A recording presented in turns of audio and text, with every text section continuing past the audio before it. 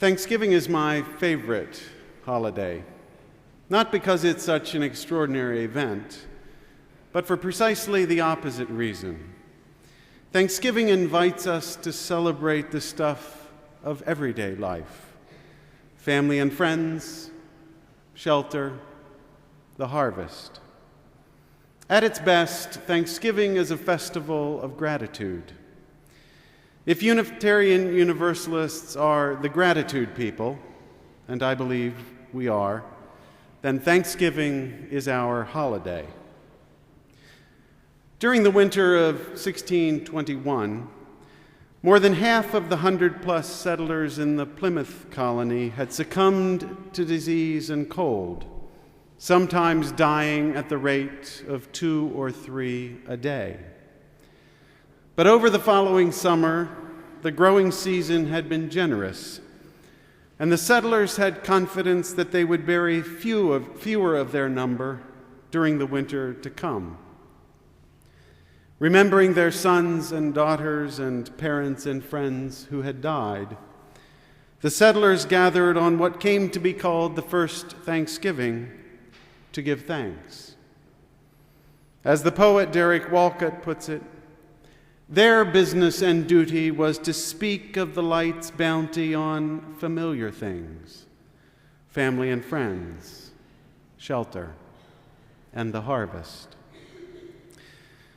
The story of Thanksgiving is more complicated than that, of course. In John Steinbeck's essay, America and Americans, he recognizes that the first settlers worked for this land, fought for it, and died for it.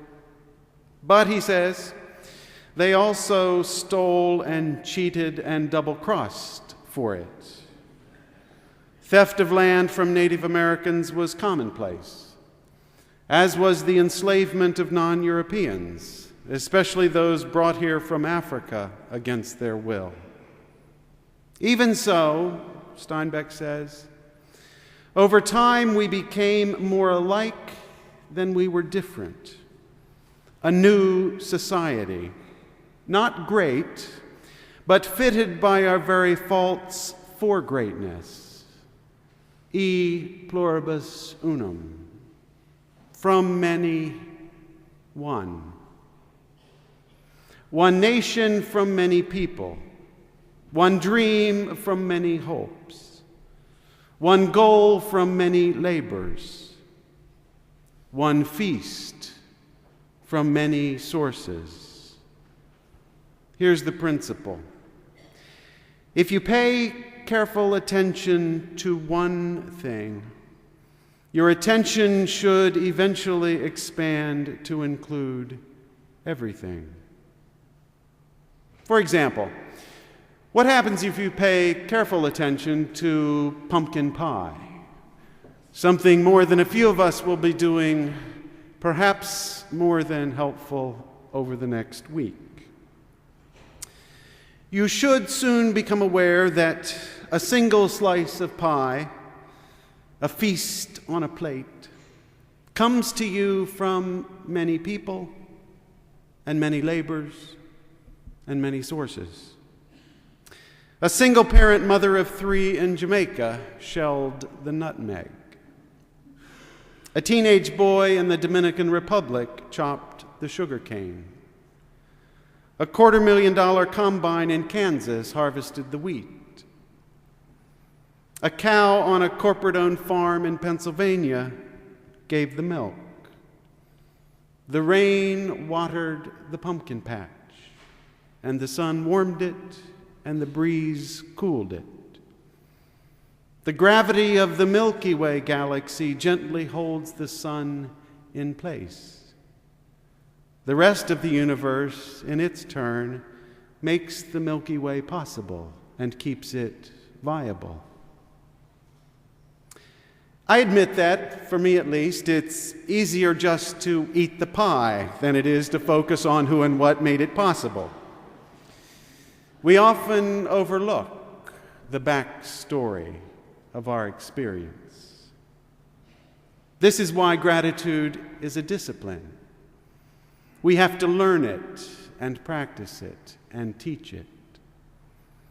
If you pay careful attention to one thing, your attention should eventually expand to attention to everything connected to it, which is everything.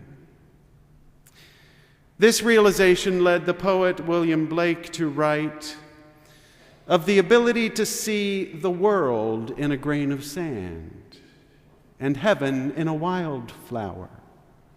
Hold infinity in the palm of your hand and eternity in an hour. Most people think of infinity as an impossibly big number and eternity as an impossibly long time. Neither is the case. Eternity is the absence of time. Infinity is the absence of a largest number. One mathematician describes infinity, I love this, as a floorless room without walls or a ceiling.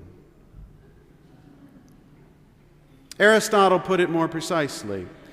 The essence of the infinite, he said, is the absence of limit. The absence of limit. Why would you want to hold such a thing in the palm of your hand? Why not? The absence of limit sounds like the founding creed of Western culture. Anything is possible. Not only that, everything is possible.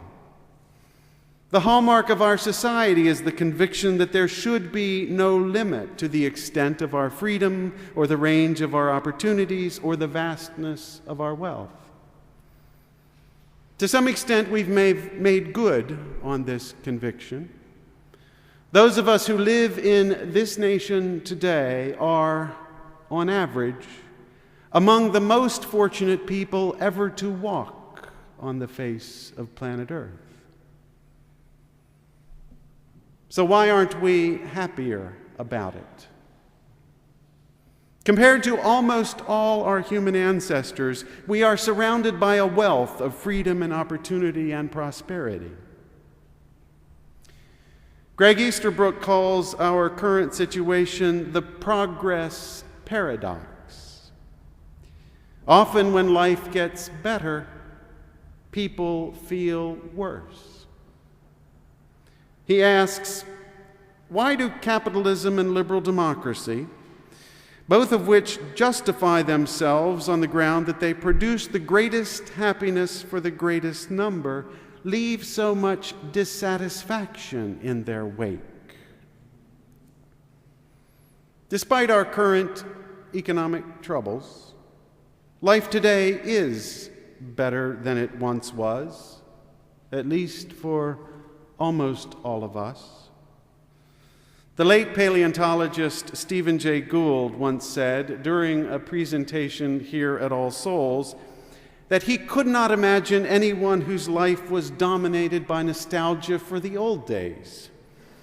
In centuries past, he pointed out, a man and a woman would have 12 children, knowing that fewer than half of those born would live to see their 16th birthday. Not to mention that women had little control over their bodies. Compared to then, Americans today enjoy relatively high levels of income, standards of health care, and opportunities for leisure. The typical American house has 5 rooms for a typical American household of 2.5 people. On average, we have 2 rooms of our own. But our level of happiness has not risen with our standard of living.